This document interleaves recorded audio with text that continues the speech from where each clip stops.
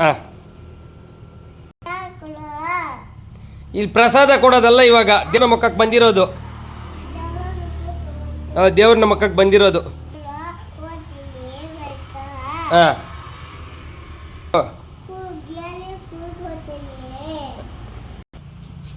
ಇಲ್ಲೋ ಹಂಗಲ್ಲ, ಈ ಬೆರಲಾಗ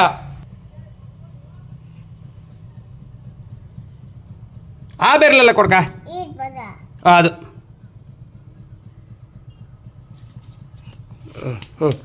ಮುಕ್ಕ ಬೈ.